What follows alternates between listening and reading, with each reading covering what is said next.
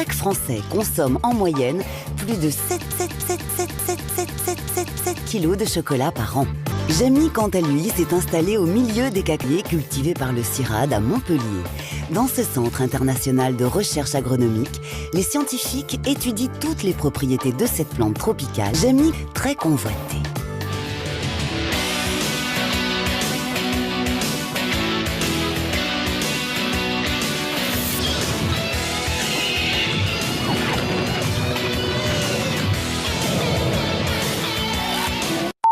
Aujourd'hui, nous allons comprendre d'où viennent les multiples arômes du cacao.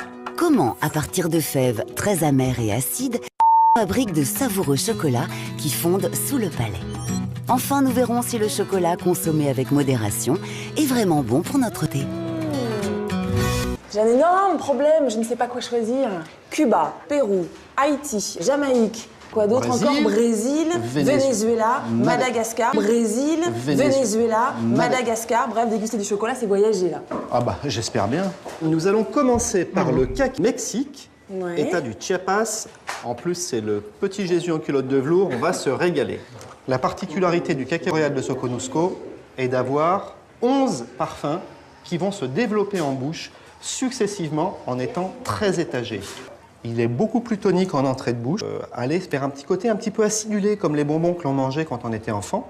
Et il va repartir sur les notes florales pour ensuite remonter dans le cacao. Bah alors on y va, on va travailler, on va les fabriquer. Allez, au boulot Sabine, donc on y va. Ça n'est pas très bon, c'est très acide, très astringent. Et va pas y avoir énormément de goût de cacao. Au premier goût, c'est pas très intéressant et au deuxième, c'est très amer. Le cacao juste séché, c'est pas très bon. C'est pas bon, faut faire quelque chose. D'où vient le cacao? Eh bien, il est produit, on vient de le voir, à partir de fèves qui sont issues d'un drôle de fruit en forme de ballon de rugby et qu'on appelle une cabosse. Chaque cabosse contient une quarantaine de fèves qui, lorsqu'elles sont fraîches, sont enveloppées dans une pulpe blanche. Ces cabosses poussent sur des cacaoyers. Profitez-en car, sous nos latitudes, vous n'aurez pas l'occasion d'en rencontrer souvent, sauf comme ici, dans les serres du CIRAD, où on étudie les cacao. Ce ne sont pourtant pas les fleurs qui manquent, comme vous pouvez le constater. Elles poussent par milliers sur le tronc et les branches principales. Seulement, elles n'attirent que quelques moucherons qui ne visitent et ne pollinisent qu'une partie des fleurs. Résultat, cacao. À l'origine, les cacaoyers étaient cultivés entre le Jamie.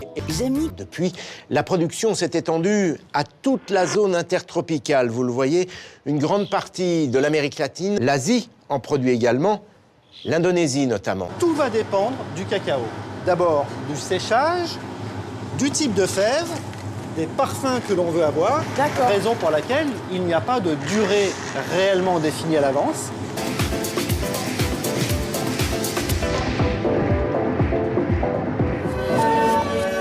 Comment, à partir de fèves si amères, parvient-on à confectionner quelque chose d'aussi savoureux que le chocolat? Nicole.